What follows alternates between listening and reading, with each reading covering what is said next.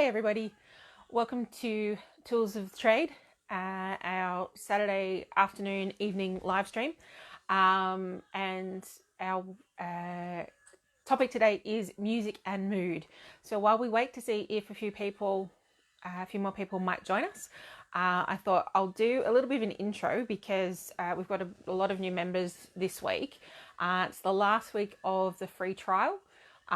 So have a look around, have a look at the available resources, watch some of the other videos, get a feel for what kind of stuff I generally like to present and how I present, see if it's a good fit for you.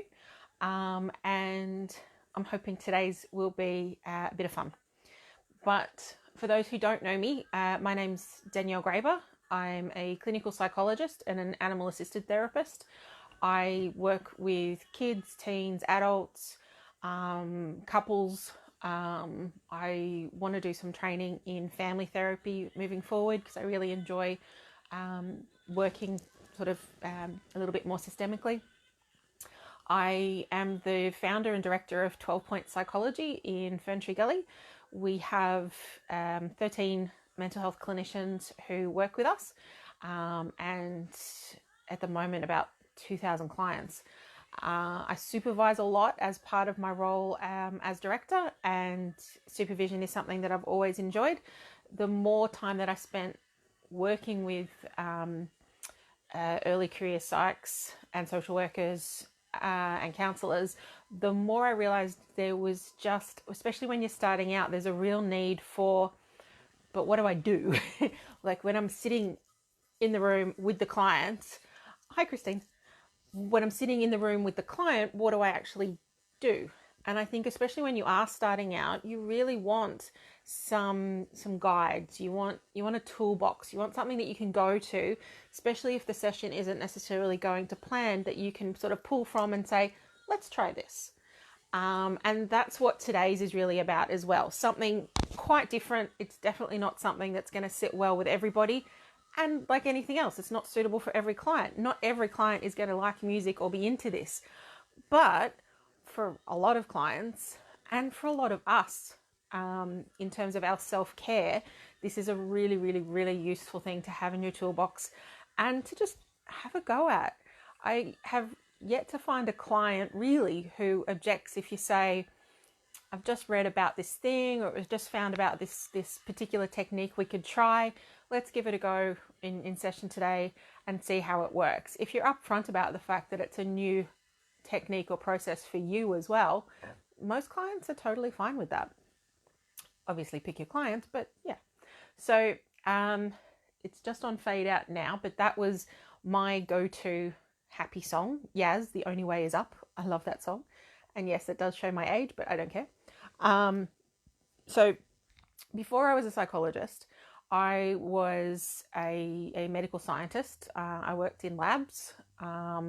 We didn't often get a lot of human contact. We got contact with, that sounds bad, but we got contact with bits of human sometimes, but not the whole human. And it could get very repetitive, and music was a really important part of keeping us engaged, keeping us interested.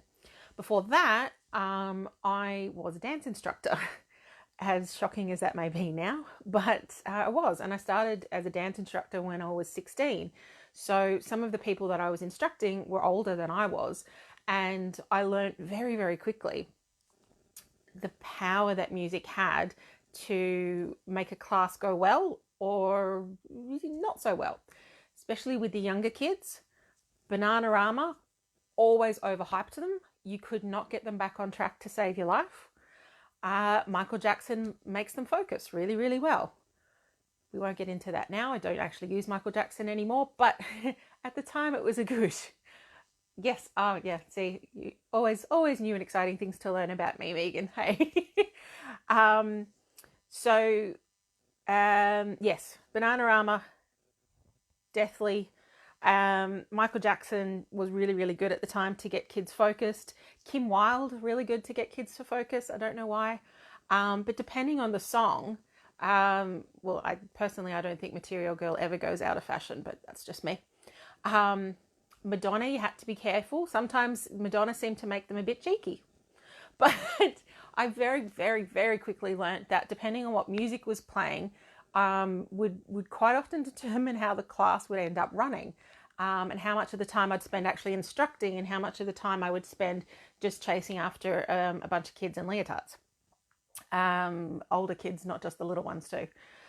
So that was my first sort of introduction to music can really have an impact on mood and behavior. And once I got into psychology, I realized there's a whole bunch of neurological reasons why that's the case. And I'll upload a bunch of papers and things to the site after we have our little chit chat this afternoon. But they just talk about the neurological underpinnings, the effect that music can have on mood.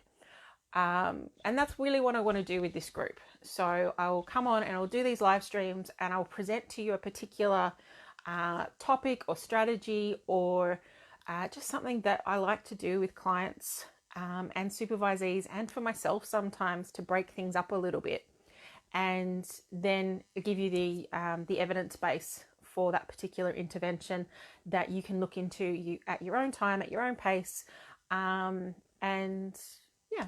Always happy to hear feedback as well on how you found using the particular resources or structures. So I know a few people, when we did the emotional thermometer, came in and said they'd used it that week with the kids, that they'd printed some out and used them and that they'd been really useful. That's really great to hear. Yeah, always good to hear feedback on how it's going when you're actually implementing this in the session or for yourself. So I thought... Well, there's one activity I thought that I will post at the end as well. So just to demonstrate that this is a strategy that I have used with all ages, all presentations, I've picked my 4 favorite matchings of songs and clients. And I'm going to post at the end just a little kind of word match thing. See if you can figure out which song went with which particular client. But the clients, there's a 15-year-old girl with social anxiety.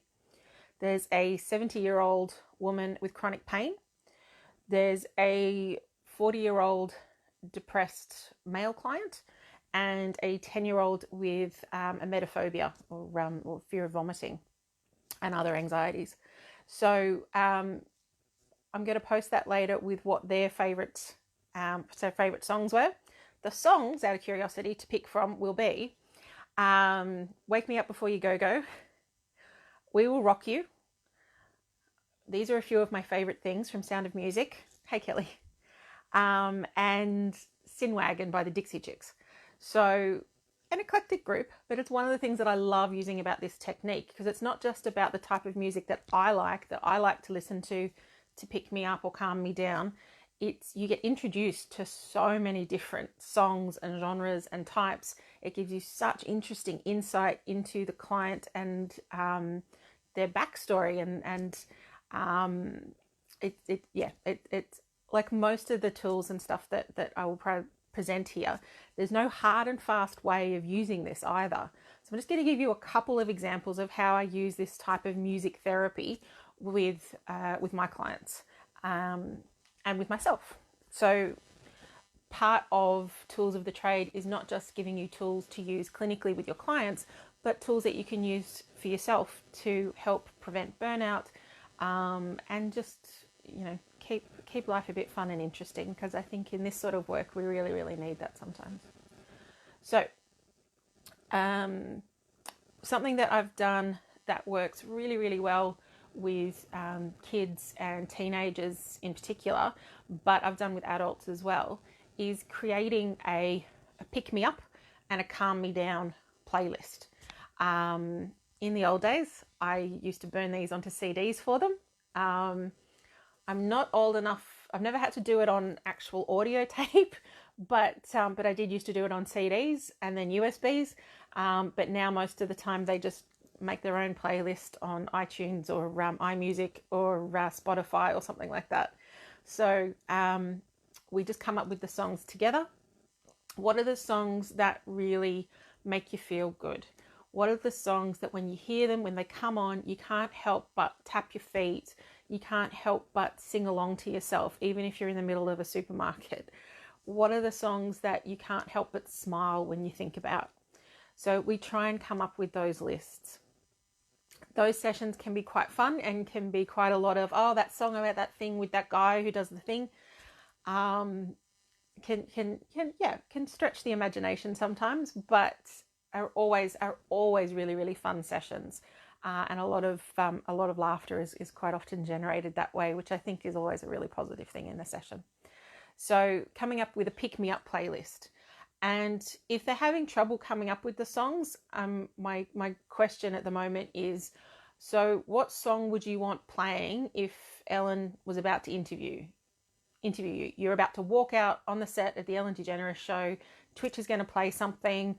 What do you want playing? What's going to give you that pep in your step? What's going to get you get a smile on your face, get you pumped up, get you feeling good? And it's amazing how many people, when they think about it, will kind of go, oh yeah, no, every time I hear this, I feel good. And then we've got the calm down mix as well, the calm down playlist. And those are the songs that you listen to that soothe you. So for some people that might be actual meditation music. For some people that might be certain classical music. For some people it might be, Sarah McLachlan type songs. Really interesting thing about listening to music with lyrics. If you do want to calm down, if your goal is to relax and turn off your brain, the fewer lyrics, the better. If you prefer someone singing, if the sound of singing actually helps calm you, then songs in a language that you don't speak can be quite useful. But it helps sort of activate the amygdala without switching the front part of the brain on that's going to be processing the language part. So having some soft music going in Spanish or French or something that you don't speak can be a really nice calm down, if you really like that, the sound of the human voice as part of your calm down music. So I'm also going to be uploading a link to a song called Weightless. This is a 10-minute song that was voted the most relaxing and calming song in the world. And it's just a really nice, simple, basic, mainly electronic piece that has a really nice slow beat that's been shown to help reduce people's heart rate as they're listening to it. So again, really interesting science behind why listening to music can pep us up or bring us back down, depending on what we're needing. So the pick me up list and the calm me down list are probably the most basic applications of the music therapy. And I say music therapy because this is an actual music therapy. It's just using music as part of therapy. But pick me up, calm me down list, really, really useful. You can also, depending on what type of therapy you practice, come up with playlists for different parts of the client. So for example, I use a lot of schema therapy, and we might talk about different schema modes or places where the client might be coming from or reacting from at a particular point in time. And you quite often give those parts names. You've got the proper schema names for them, like the vulnerable child and that kind of thing. But sometimes we encourage clients to actually give them names, like Emily or something. You can also give those parts their own playlists, which is a little different. It's a little bit unusual, but can work really well for some clients to acknowledge these different parts of themselves. And if you're not a schema therapist, it could be acknowledging someone who is maybe one of their core beliefs. If you're CBT, one of their core beliefs might be around I'm unlovable. Give them an unlovable playlist when they're feeling like that they can listen to and feel that part of them is heard and acknowledged. For this type of work, anything by Pink is generally really, really good. Pink is pretty much like the abandonment, borderline playlist queen. So, she literally wrote the song, Leave Me Alone, I'm Lonely. So really, really good go-to there. Kelly Clarkson, lots of mistrust abuse schemas going on there. I'm not diagnosing them or anything, by the way. I'm just saying that clients with those schemas tend to relate a lot to those songs and find them really helpful when they feel like they need that part of them acknowledged. Hi, we've got Tesney joining us for the first time. Hello. So having a playlist for those different parts, for those different core beliefs or schemas, or however you approach it in therapy, but those different parts can be really, really powerful. Okay, so the next thing is giving yourself that theme song. So going back to what we did to come up with our Pick Me Up playlist, what kind of song would you want playing if you were coming out to be interviewed on Ellen DeGeneres? Really hone in on that. What is that song? If you were accepting an award, if you were about to take a big test, if you needed something to make you feel strong and powerful, yeah, Pink is the BPD queen. I love her dearly. But yeah, a lot of her songs resonate a lot with the BPD clients for sure. What's your song that pumps you up, that makes you feel good? It might be like an actual pump up kind of power ballady type song. Again, Pink is actually really good for these ones. She's got that song called Try. She's got I Am Here. I can use Yaz, The Only Way Is Up. Like something that just makes you feel really, really good, and get them using that almost like a mantra. Have it on their phone, have it in the car, have it. And when they're going into a situation that would usually make them feel really vulnerable. So with one of my clients that was coming up with a song that made her feel quite strong and powerful. And she would play that whenever she was going to a family gathering, because her family tended to make her feel quite vulnerable and helpless. And this song was almost like an inoculation before she went in. And it was fabulous how well it worked. So really simple, but yeah, come up with your theme song. It's really helpful. And again, goes for us. What's your theme song? If you're looking at your client list for the day and thinking, oh, I don't know how I'm getting through that break I've got a break at 3. I don't know how I'm going to make it there. What's the song you can put on that's just going to pump you up just a little bit? Just make you feel like, I got this. I can do this. It really works. And it works because it's working on your brain and your body. But it really works. The other thing that can be really useful to do, and this one's a little more, this is potentially a little bit more embarrassing, but this is what I will do for the group. I will embarrass myself in these sort of things. Is using something called mindful movement. So mindful movement was originally designed to help activate pretty much all 5 regions of the brain with movement, particularly for people in nursing homes or with limited movement and who are also experiencing cognitive deficits. And when they were developing this, they realized that with this particular string of movements, if you match them to music, you can get big improvements in mood and motivation and this type of thing. So what I'll do sometimes with a client who's quite depressed and we're having trouble with behavioral activation, for example, because they just can't get that motivation to even get the first movement happening, is we'll do something like mindful movement. So mindful movement, I'll go back to Yaz. Hopefully you guys can hear it.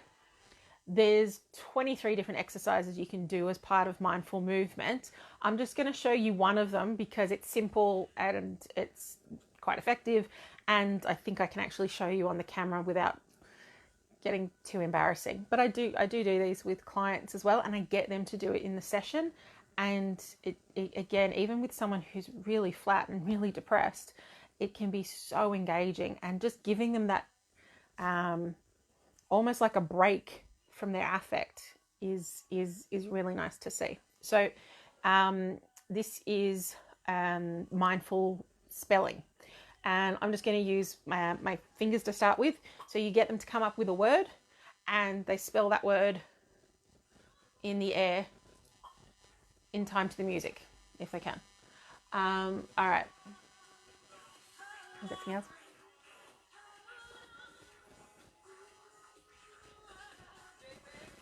And then you get them to do it with their elbow.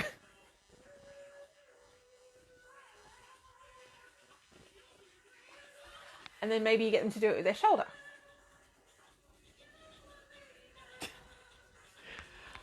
I cannot believe I'm doing this. It's Saturday afternoon. You can get it to do it with their head. You can get them to do it with their rib cage. You can get them to do it with their hips, with their butt, with their feet, anything at all that you like. And the idea is you find a song that they really like.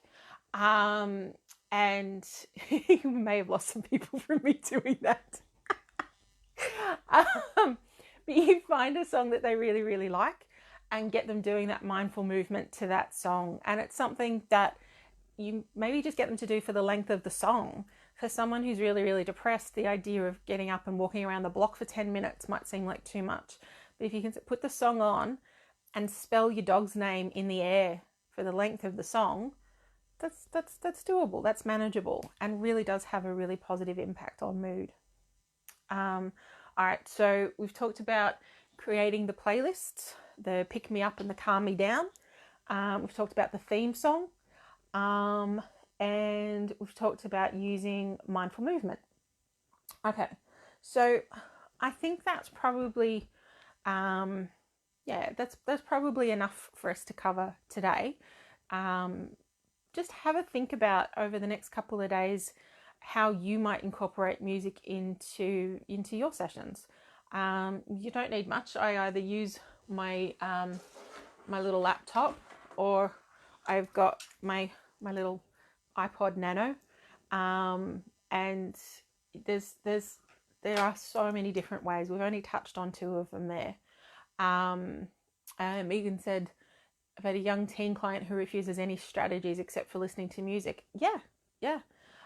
Musical timeline is awesome. I think that was, did you get that one off me? Because that's another one of mine. Musical timeline of their life.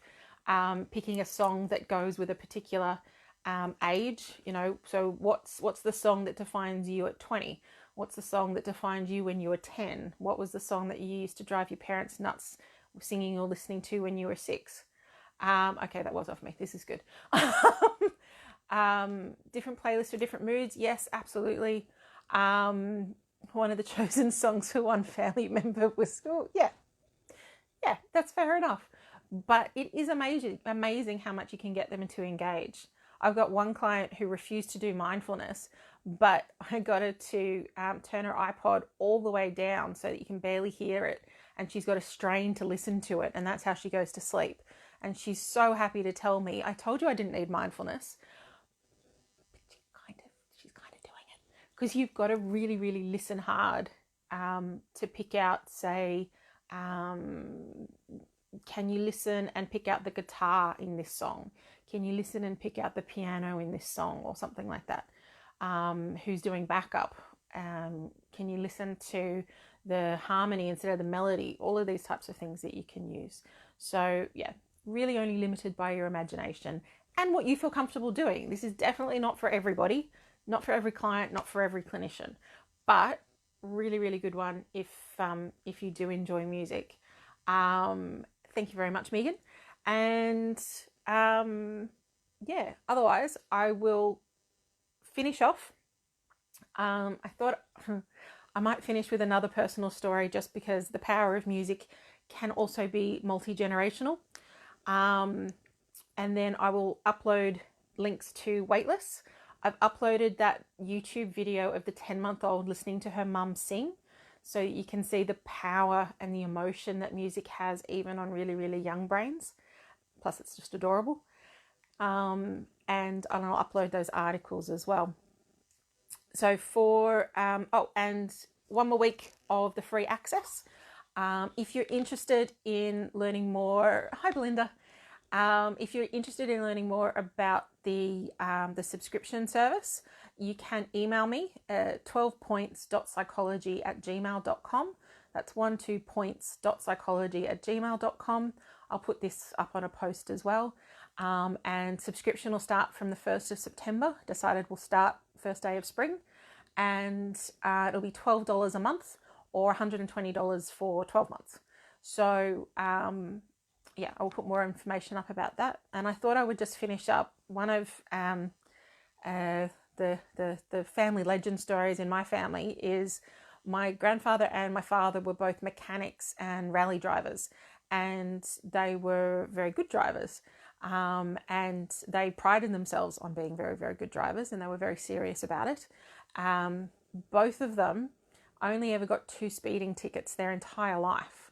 And one of them, my grandfather, both of my grandfather's speeding tickets was when he was listening to Put Another Nickel in the Nickelodeon. It's a 1950s song. It's very daggy, but it always pepped him up and to the point where he would literally speed. My father, again, 1 speeding ticket. He was listening to Bad Moon Rising. I've had 2 speeding tickets. One, I was listening to Defying Gravity from the musical Wicked and really getting into it. And another one, I was listening to the Pussycat Dolls. So just another example, multi-generational impact of music on behaviour. All right, thank you very much for those who were able to join me live today. For those watching later, I hope you enjoy as well. Please forgive the mindful movement section. This was hard to do on this type of thing. And yeah, I'll upload all of those links to you this afternoon.